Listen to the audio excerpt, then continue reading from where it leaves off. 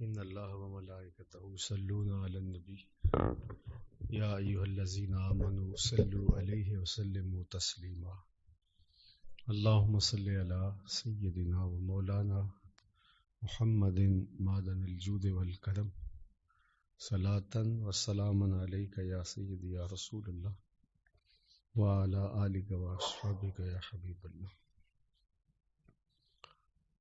حمد و صلات کے بعد معزز محتشم مکرم سامعین حاضرین، سورہ البقرہ سے آیت نمبر 177 ہے، جسے آیت بر کے نام سے بھی یاد کیا جاتا ہے۔ اس میں دین کے پورے نصاب کو بیان کر دیا گیا۔ عمومی طور پہ ہم سمجھتے ہیں کہ ہم نے اسلام والدین سے ورثے میں لے لیا اور 5 گانا نماز پڑھ لیتے ہیں، مسلمانوں والی وضع قطع اختیار کر لیتے ہیں تو یہ ہمارے لیے کافی ہے، جبکہ ہماری وضع قطع سے لے کے ہمارے رویوں تک، طرز زندگی سے لے کے انداز معاشرت تک، ہماری گفتگو سے لے کے ہمارے اعمال تک اسلام کی گہری چھاپ ہمارے زندگی کے ہر گوشے میں دکھائی دینی چاہیے۔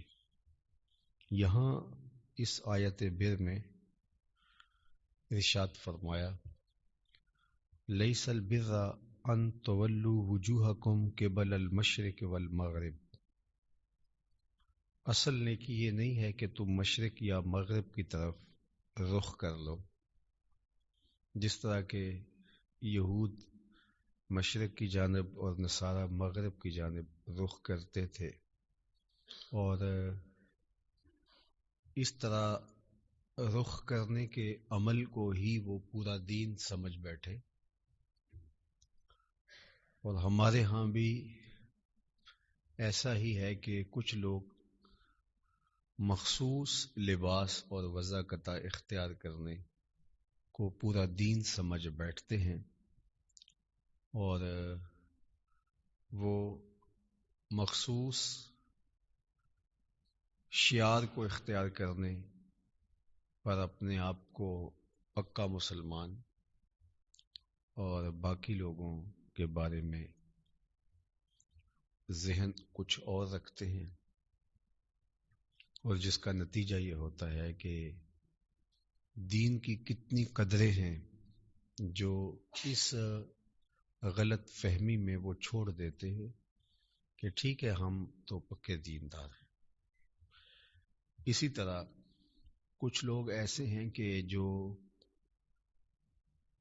اخلاقیات، اقدار، اللہ کی مخلوق کی خدمت، اس کو دین قرار دے کے دین کی مبادیات کو، ارکان دین کو، اسلام کو ترک کر دیں، اور وہ کہتے ہیں کہ اللہ کی مخلوق کے ساتھ پیار کرنا اور شفقت کا اظہار کرنا دین ہے، اور یہ نماز، روزہ، حج، ان کا وہ نہ صرف انکار کرتے ہیں عملاً، بلکہ وہ متبادل صورتیں عمومی طور پہ لوگوں کو دیتے ہیں کہ جو حج پہ پیسے لگتے ہیں وہ غریبوں میں بانٹ دیے جائیں، جو قربانی پہ پیسے لگتے ہیں وہ قربانی کرنے والے اس کے پیسے کسی اور کو دے دیں، نماز میں جو وقت لگتا ہے وہ وقت کسی اور جگہ صرف کر لیا جائے۔ اسی طرح دیگر جو اعمال خیر ہیں ان اعمال کی توجیہ کرتے ہیں، تو انہوں نے ایک نیا مذہب انسانیت کے نام سے گھڑ لیا ہے۔ تو یہ دونوں لوگ درست راہ پہ نہیں ہیں۔ جن لوگوں نے مخصوص وضع قطع کو، مخصوص لباس کو، چند عبادات کو دین بنا لیا اور دین کی آفاقی تعلیمات کو ترک کر دیا، وہ بھی دین کی روح سے آشنا نہیں ہو پائے، اور جنہوں نے کچھ اخلاقی اطوار کو، کچھ اقدار کو، انسانی ہمدردی کو دین قرار دے کے باقی دین کی مبادیات کا، حتیٰ کہ ارکان اسلام کا رویتاً عملاً انکار کر دیا، تو وہ بھی دین کی روح سے ناآشنا ہوئے۔ اسلام ایک مکمل پیکج ہے، ایک کامل اکمل دین ہے، اپنے ماننے والوں کو اعتقادات سے لے کے اعمال تک، رویوں سے لے کے اقدار تک، طرز زندگی سے لے کے انداز معاشرت تک سب کی تعلیم فراہم کرتا ہے۔ تو حضور علیہ السلام سے کسی نے پوچھا تھا کہ حضور نیکی کیا ہے، تو آقا کریم نے اس کو جواب دینا چاہا تو یہ آیت کریمہ نازل ہوئی۔ تو اس میں پورا دین کا نصاب بیان فرما دیا گیا۔ اب غور کر لیجئے، یہ ایک آیت ہی دین کو سمجھنے کے لیے کافی ہے۔ لیس البر ان تولوا وجوہکم قبل المشرق والمغرب، اصل نیکی یہ نہیں ہے کہ تم مشرق یا مغرب کی طرف رخ کر لو، ولیکن البر، لیکن نیکی کیا ہے، نیکی کی حقیقت کیا ہے؟ من آمن باللہ، جو اللہ پر ایمان لایا، والیوم الآخر، اور پچھلے دن پر ایمان لایا، والملائکہ، اور فرشتوں پر ایمان لایا، والکتاب، اور کتابوں پر ایمان لایا، والنبیین، اور نبیوں پر ایمان لایا۔ یہ ایمانیات سے متعلق۔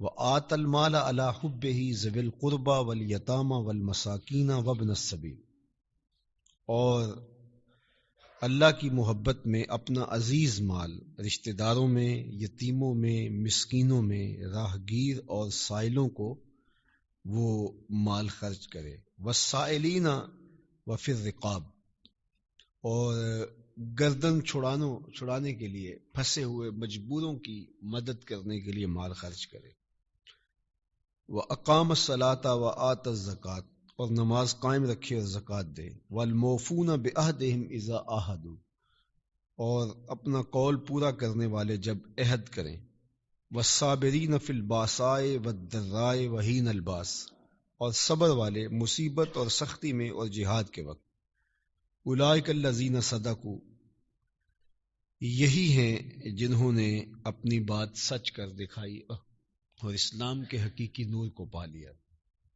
وَأُولَئِكَ هُمُ الْمُتَّقُونَ، اور یہی پرہیزگار ہیں، یہی متقی ہیں۔ تو اس میں کوئی چیز ترک نہیں گی، ایمانیات بھی ہیں، اعمال بھی ہیں، ارکان دین بھی ہیں، لاچاروں، مریضوں، دکھیوں کی مدد، اعانت، رشتہ داروں کے ساتھ حسن سلوک، لوگوں کے ساتھ اچھا رویہ، پھنسے ہوئوں کی گردن کو چھڑانے کے لیے تگ و تاز، جد و جہد، محنت، یہ ساری چیزیں اس میں شامل ہے۔ حتیٰ کہ راہ خدا میں جو تکلیفیں آتی ہیں، ان تکلیفوں پر صبر کرنا، جو عہد کیے ہیں، پیمان کیے ہیں، ان کو پورا کرنا، اور جب جنگ کی نوبت آئے تو ڈٹ کر کے میدان عمل میں موجود رہنا۔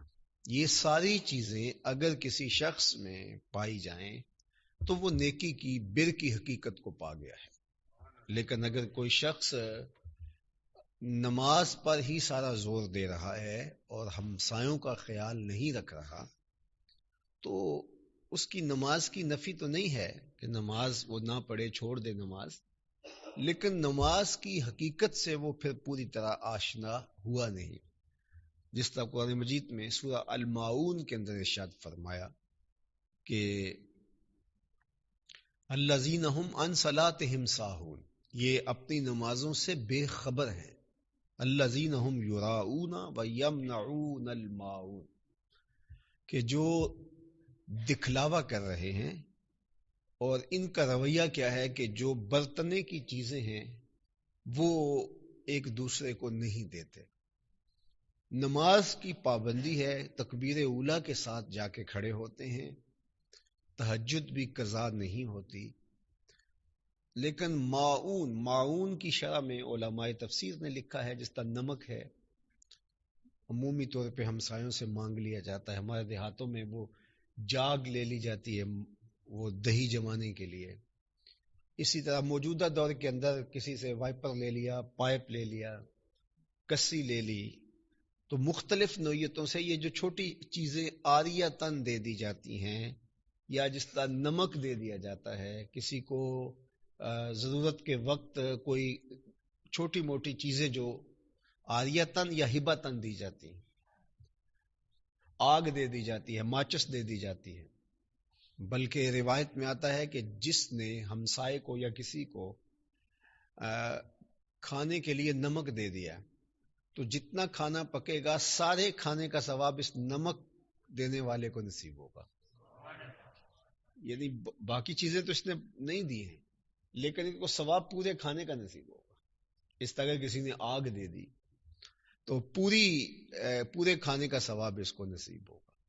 تو اب یہ چھوٹی چھوٹی چیزیں، اور کچھ لوگ ایسے ہوتے ہیں رویتاً کہ ان سے اگر پائپ مانگو تو وہ نہیں دیتے ہیں، ضرورت کے وقت بائی سائیکل طلب کر لو تو وہ نہیں دیتے ہیں.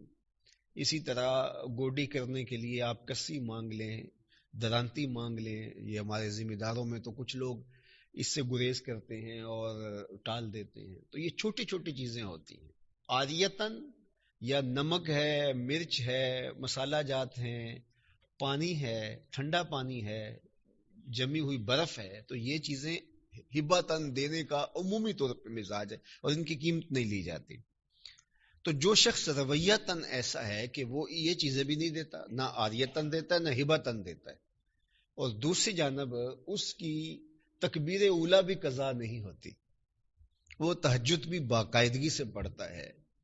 تو سورہ الماعون کے اندر ارشاد کیا گیا کہ جو نماز نے سکھانا تھا وہ تو یہی سکھانا تھا، تو پھر اس نے نماز کی حقیقت کو نہیں پایا.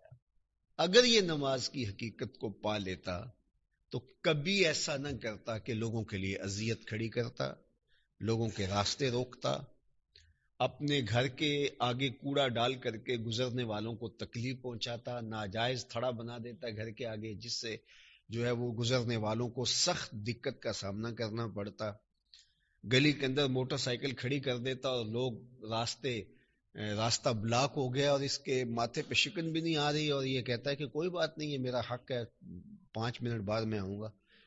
تو یہ پھر اس نے نماز کی روح کو نہیں سمجھا. نماز یہ چیزیں سکھاتی ہے.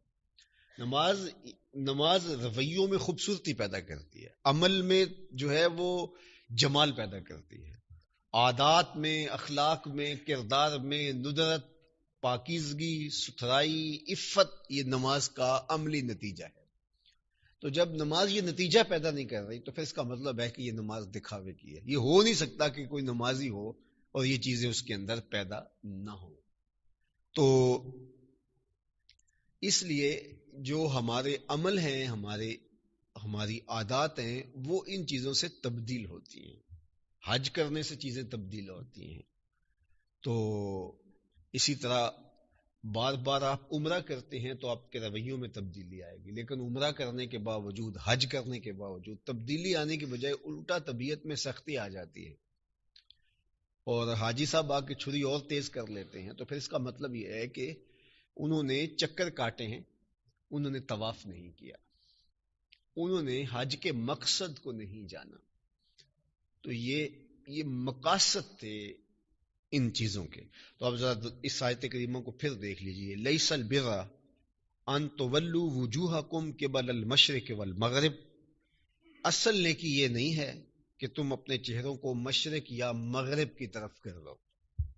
مخصوص علامتوں کا نام دین نہیں ہے کہ بس آپ ان کو اختیار کر کے کہو کہ یہ بس میرے لیے یہ کافی ہے اور اب میں جو مرضی کرتا رہوں، مجھے گارنٹی مل گئی ہے کہ میں دیندار ہوں، میں نے امامہ باندھ لیا ہے، میں نے داڑھی رکھ لی ہے، میں نے جبہ پہن لیا ہے، میں نے اس کے اوپر جبے کے اوپر ایک اور رومال جو ہے وہ گلے میں ڈال لیا ہے، میں نے مخصوص طرز کی ایک لاٹھی پکڑ لی ہے، تو اس سے میں شیخ بن گیا ہوں اور اس سے میں اللہ کا ولی بن گیا ہوں اور اس سے میں بہت اچھا مومن بن گیا ہوں.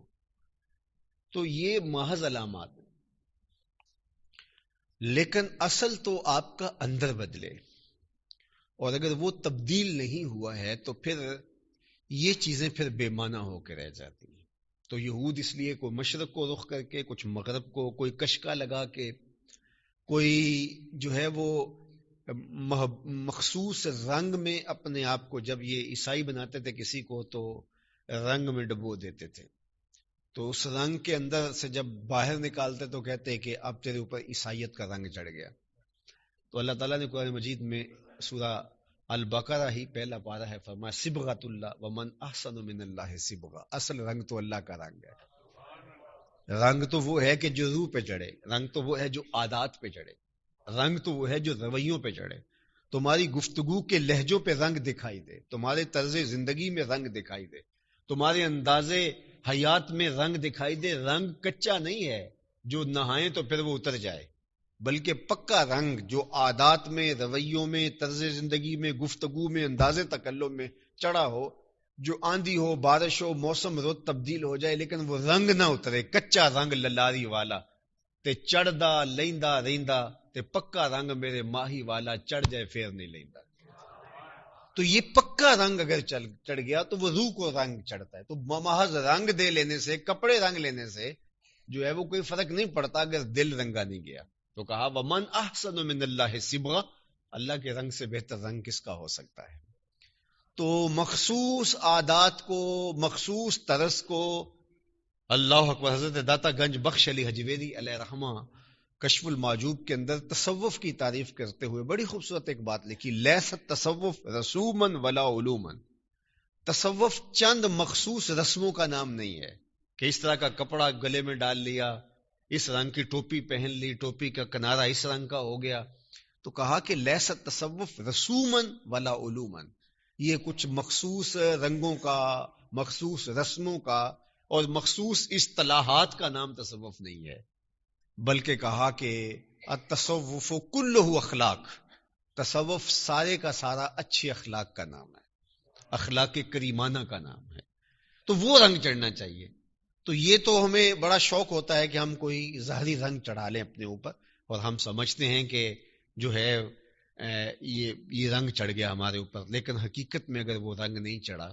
یہ فوجی وردی جو پہنتے ہیں تو پہلے وہ ٹریننگ بھی تو ساتھ لیتے ہیں.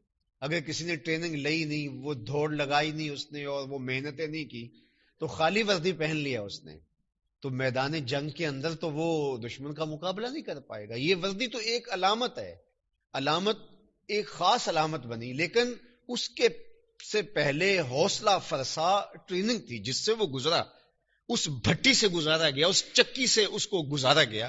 اب وہ جوہر بن کے اور گوہر بن کے نکلا. اب اس کے اوپر وہ لباس جچتا بھی ہے، اچھی بات ہے، لیکن اگر اس نے یہ سب کچھ نہیں کیا ہے محض لباس، تو وہ تو ایک بچہ بھی جا کے اس طرح کی وردی لا کے جو ہے وہ بازار سے پہن سکتا ہے. تو کیا وہ جنگوں میں کام آ سکتا ہے اس کا اس رنگ کا لباس پہن لینا؟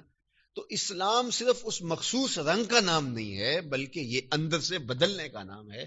تو ارشاد فرمایا لیس البر ان تولوا وجوہکم قبل المشرق والمغرب، اپنے چہروں کو مغرب یا مشرق کی طرف پھیر لینے کا نام نیکی نہیں ہے. ولکن البر، نیکی ہے کیا؟ من آمن باللہ، جو اللہ پر ایمان لائے. اللہ پر ایمان لانے کا مطلب اللہ پر توکل، اللہ پر بھروسہ، اللہ کو حاکم اعلیٰ ماننا. اللہ کے صرف ماننا ہی نہیں، اللہ کی ماننا بھی، اس کی ہر بات کو حرف آخر سمجھنا، اس کے حکم کے آگے کسی کا حکم کوئی حیثیت نہ رکھتا ہو. اگر ان معنوں میں ہم اپنے رب کو مان چکے ہیں تو پھر یہ اللہ پر ایمان ہے. لیکن اگر صرف زبان سے کہہ دیا کہ ہم اللہ کو مانتے ہیں لیکن اس کی ایک نہیں مانی، تو پھر اس کو ماننا نہ ہوا. والیوم الاخر، اور پچھلے دن کو اگر کوئی ماننے والا ہے تو یہ زندگی خود بخود مرتب ہوگی. اسے پتا ہے کہ ایک دن آنے والا ہے جس میں مجھے ایک ایک عمل کا حساب دینا ہے. اچھے برے اعمال کی جزا و سزا کے مرحلے کا دن ہے یوم آخر. اور اگر اسے یہ یقین ہے تو پھر اس کی یہ زندگی کبھی بھی غیر مرتب نہیں ہو سکتی. کسی کا حق غصب نہیں کر سکتا، کسی سے زیادتی نہیں کر سکتا، کسی کا مال ہڑپ نہیں کر سکتا، کسی سے ظلم نہیں کر سکتا. یہ کیسے ہو سکتا ہے؟ تو یہ اس کے ایمان کا نتیجہ ہے. والملائکۃ والکتاب والنبیین، فرشتوں پر ایمان کہ اللہ کی ایک مخلوق ہے اور یہ ہمارے کندھوں پر کرامن کاتبین ہمارے ایک ایک عمل کو لکھ رہے ہیں اور ہم اللہ کے حضور پیش ہونے والے ہیں. اس طرح کتاب پر ایمان لانا، جو پچھلی کتابیں ہیں ان پر، اور حضور علیہ السلام کے قلب اطہر پر جو قرآن نازل ہوا، یہ اللہ کی منزل ہیں اور یہ ہماری طرف اللہ کی طرف سے رہنمائی کے لیے نازل کی گئی. تو جب یہ ہماری طرف، ہمارے نام اللہ کا ایک میسج ہے، تو پھر کس طرح اس کو ہم ترک کر سکتے ہیں؟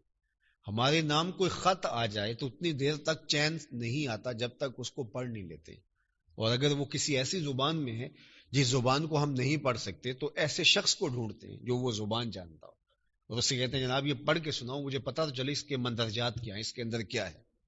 تو یہ قرآن ہمارے رب کی طرف سے ہمارے نام پیغام ہے، تو کس طرح ہو سکتا ہے کہ ہم اس سے آگاہ ہی نہ ہو کہ ہمارے رب نے ہمیں کہا کیا ہے۔ والنبیین، اور نبی، صرف ایک نبی پر ایمان لانا کافی نہیں ہے، سب پیغمبروں پر جو اللہ کے فرستادہ ہیں ایمان لانا ضروری اور واجب ہے۔ یہ تو ایمانیات سے تعلق چیزیں رکھتی ہیں، اور جو ہمارے اعتقادات ہوں گے اس کا اثر ہمارے عمل پہ بھی ہوگا، اس کا اثر ہمارے رویے پہ بھی ہوگا، اس کا اثر ہمارے طرز زندگی پہ بھی ہوگا۔ وَآتَ الْمَالَ عَلَىٰ حُبِّهِ، اور مال کو اس کی محبت کے باوجود خرچ کرنا، یعنی مال کی محبت موجود ہو، ضرورت بھی موجود ہو، جوان ہے، تندرست ہے، مال ہے، اور مال کے مصارف اس کے پاس ہیں، بچوں کی شادیاں کرنی ہیں، ضرورت ہے، مکان بنانا ہے، یہ ساری چیزیں ہیں، تو پھر بھی جہاں ضرورت محسوس کرے، غریبوں میں، یتیموں میں، لاچاروں میں، تو اپنے مال کا کچھ حصہ وہاں ضرور خرچ کرے۔ کچھ لوگوں کا یہ ذہن ہوتا ہے اور وہ بچپن سے ہی یہ ذہن پختہ کر لیتے ہیں کہ میں اب تو کما رہا ہوں، پھر میں اپنی ساری ضروریات پوری کر کے پھر میرے پاس جب میری ضرورت سے زائد کافی وافر مال ہوگا تو پھر میں لوگوں کی مدد کروں گا، اور وہ ذہن میں رکھے ہوئے ہوتے ہیں اور ساری زندگی یوں گزار دیتے ہیں۔ یہ ایک خود غرضی کی چھپی ہوئی کیفیت ہے کہ انسان راہ خدا میں ضرورت محسوس کرتے ہوئے بھی خرچ نہیں کرتا، اپنے رشتہ داروں میں، عزیزوں میں، لاچاروں میں، مجبوروں میں۔ وہ یہ سوچتا ہے کہ میں ابھی تو میں کر کیا لوں گا، ابھی کسی کو تھوڑی سی مدد کر کے کیا کر پاؤں گا، تو اب میں اس مال کو جمع کرتا ہوں، کاروبار کو بڑھاتا ہوں، اس کا حجم بہت اچھا ہو جائے گا، پھر میرے پاس اتنا مال ہوگا، میری بھی یہ ساری ضرورتیں پوری ہو جائیں گی، پھر میں اتنے فیصد یا اتنا مال جو ہے وہ کتنے لوگوں کے کام آ سکوں گا۔ تو وہ اس طرح اپنی زندگی گزارتے ہیں، اور یہ مال کی ایک چھپی ہوئی محبت ہے، اور اس کو وہ ایک منصوبہ بندی قرار دے رہے ہوتے ہیں۔ ایسا نہیں ہے، مال کی ضرورت ہو تمہیں، علی حب ہی کے لفظ بتا رہے ہیں کہ اس کی تمہیں محبت بھی ہو، اس کی تمہیں ضرورت بھی ہو، لیکن تم اپنے اطراف کے اندر جب دیکھتے ہو تو اس وقت پھر تم جو ہے وہ اپنی ضرورت کو پس پش ڈال دیتے ہو اور اس ضرورت کو پورا کرتے ہو، اور جو مال کو ساتھ ساتھ خرچ کرتا رہتا ہے تو اللہ اس کو اور عطا کرتا رہتا ہے، اور جو یہ منصوبہ بندیاں کرتے رہتے ہیں تو بعض کا ان کو پھر موقع ساری زندگی نہیں ملتا۔ اس لیے جو ہی آپ کے پاس مال آئے تو اس مال کی زکوٰۃ تو خیر واجب ہے، لیکن یہ جو لوگ ہیں جن کے لیے میرے رب نے کہا کہ دیا جائے، بعض نے کہا کہ زکوٰۃ کے بعد یہ واجب ہے، لیکن صحیح ہے کہ یہ زکوٰۃ کے بعد اس طرح سے واجب زکوٰۃ کی طرح نہیں ہے، لیکن یہ ہمارے اوپر لازم ہے کہ ہم اپنے معاشرے کے کمزور، اپاہج، لاچار، مجبور، غریب رشتہ دار، ان کی نصرت و اعانت کریں، اور وہ فہرست گنوائی۔ وَآتَ الْمَالَ عَلَىٰ حُبِّهِ ذَوِي الْقُرْبَىٰ، قریبی رشتہ داروں کو۔ بہترین صدقہ وہ ہے جو پہلو تہی کرنے والے رشتہ دار کے ساتھ کیا جائے، کیونکہ جو پہلو تہی آپ سے کرتا ہے، آپ سے دور رہتا ہے، آپ سے ناراض ہے، آپ کو نقصان بھی کبھی پہنچاتا ہے، تو ایسے شخص پر صدقہ کرنے کو من نہیں چاہتا، اس لیے کہ نفس کہتا ہے کہ یہ میرا مخالف ہے، میرا شریک ہے، تو یہ آج مجبور ہوا ہے تو میں کیا سانپ کو ہی دودھ پلاؤں اور اس کو ہی کھڑا کروں، تو نفس شامل نہیں ہوگا، اور وہ عمل جس میں نفس شامل نہیں ہوگا، صرف اس کی ہمدردی اور اس کو رشتہ دار سمجھتے ہوئے اللہ کی رضا کے لیے کرے گا، تو یہ افضل صدقہ ہے۔ ویسے بھی وہ صدقہ جو رشتہ دار پر کیا جائے وہ اس کا ثواب دوسرے صدقے سے 2 گنا ملتا ہے، ایک تو وہ صدقے کا ثواب اور دوسرا وہ رشتہ دار کے اوپر کیا جائے۔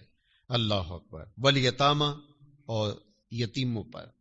یتیم ان نابالغ بچوں کو کہتے ہیں جن کے والد انتقال کر گئے، تو ان کو یتیم کہا جاتا ہے۔ ہمارے ہاں یہ بھی ایک مشہور ہے کہ جس کی ماں انتقال کر گئی اس کو مسکین کہا جاتا ہے، اور جس کا باپ انتقال کر گیا اس کو یتیم کہا جاتا ہے، تو ایسا نہیں ہے۔ کفالت کی ذمہ داری باپ کی ہے، تو باپ کے انتقال کرنے سے بچہ یتیم کہلائے گا۔ مسکین کی تعریف اور ہے، مسکین وہ ہوتا ہے جس کے پاس ایک روز کا کھانا بھی موجود نہ ہو، تو وہ مسکین کہلاتا ہے، وہ چاہے اس کا باپ ہو یا اس کا باپ فوت ہو گیا، اس سے کوئی فرق نہیں پڑتا. تو یتیم جس کے ماں باپ انتقال کر گئے ہیں یا باپ انتقال کر گیا ہے تو وہ ضرورت مند ہے اور وہ نابالغ ہے. جب وہ بالغ ہو جائے گا تو پھر یتیم نہیں رہے گا. چونکہ اگر بلوغت کے بعد بھی یتیمی برقرار رہتی ہے تو یہاں بیٹھے ہوئے کتنے لوگ ہیں کہ جو یتیم ہیں، اس لیے کہ بہت سارے لوگوں کے باپ اور ماں چلی گئی ہے. تو یتیم اس وقت ہوتا ہے جب تک وہ نابالغ ہوتا ہے. جب وہ بلوغت میں پہنچ جاتا ہے تو پھر وہ یتیم نہیں رہتا. تو مسکین کس کو کہتے ہیں؟ والمسکین والمساکین. اور مسکین وہ ہوتا ہے کہ جس کے پاس جو ہے وہ 2 وقت کا کھانا بھی موجود نہ ہو.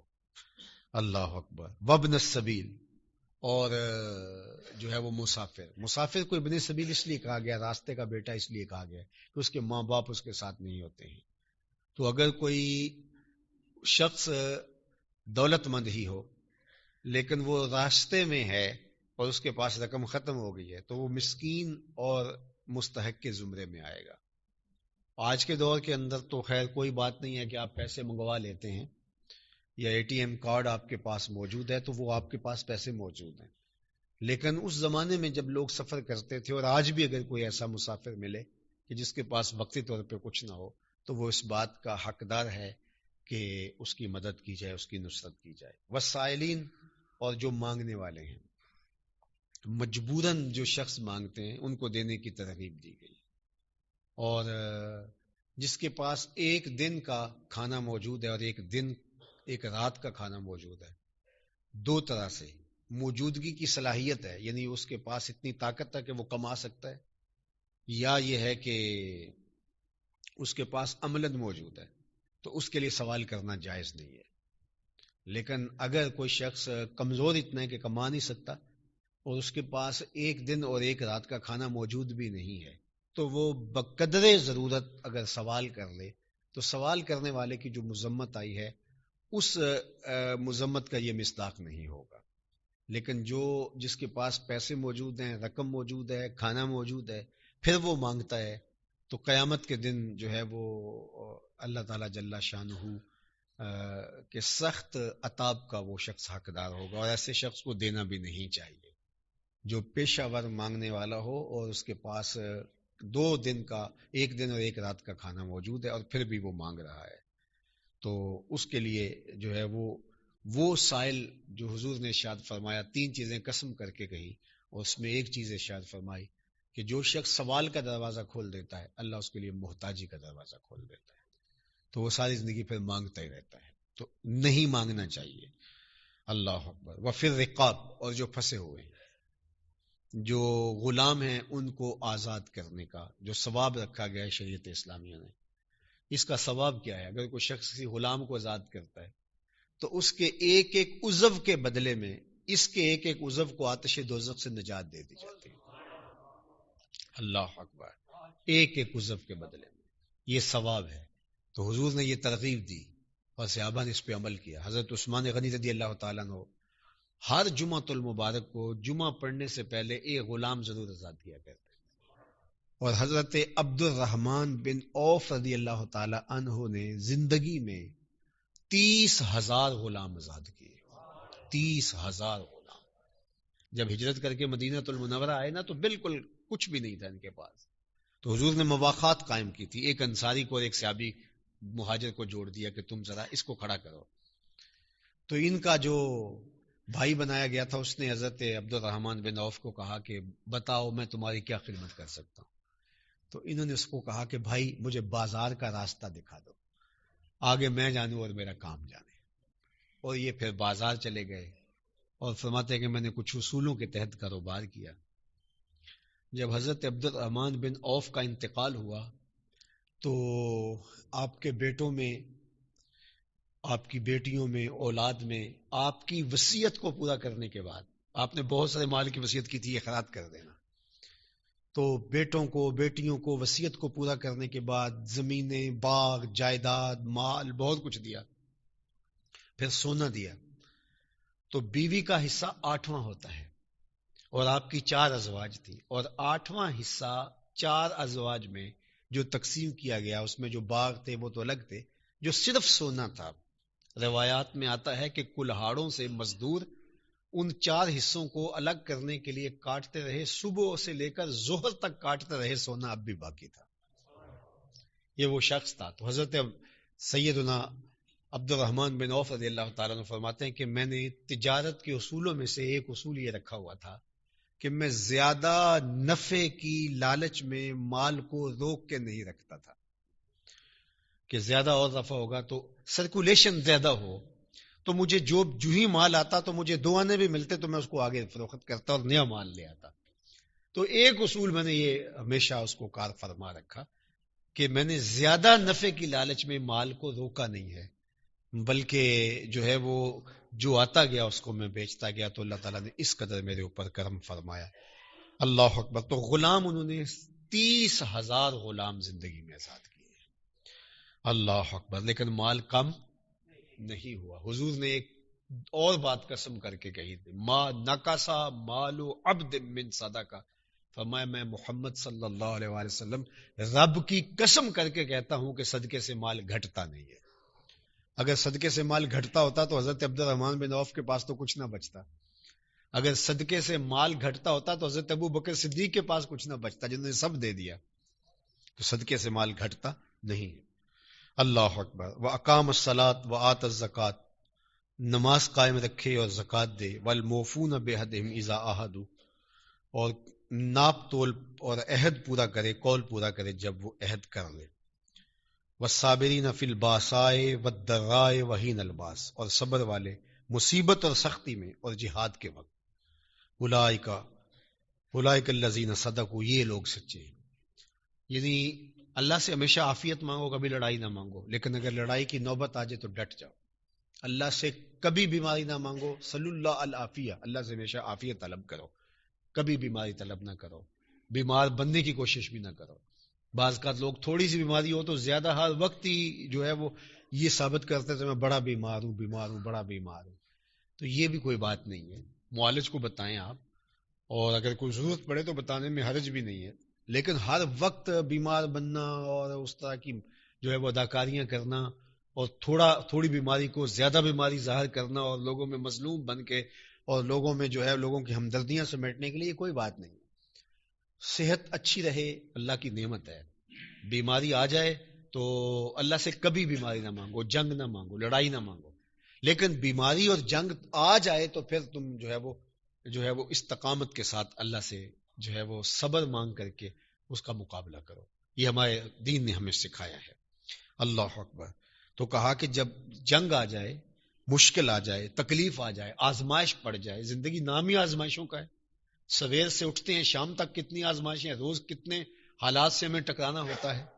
تو کیا ہم گھبرا کر کے بیٹھ جائیں اور جو ہے وہ شور و غلی کرتے رہیں کہ یہ مصیبت ہے، یہ مصیبت ہے؟ نہیں، کوئی بات نہیں. حالات کا کلیجہ چیر کے آگے گزرنے کا راستہ نکالیں. تو یہ زندگی کا حسن ہے، زندگی کا جمال ہے. والصابرین فی الباساء والضراء وحین الباس. یہ 3 چیزیں، مشقت میں، مصیبت میں، سختی میں، اور جنگ کی نوبت آ جائے تو پھر سختی کے ساتھ، صبر کے ساتھ کھڑا رہے. اولئک الذین صدقوا. کہا کہ جو سچا مومن ہے، جو رب مومن دیکھنا چاہتا ہے وہ یہ مومن ہے. اور فرمایا واولئک هم المتقون. اور متقی بھی یہی لوگ ہیں. اللہ اپنی رحمتوں کا اجالا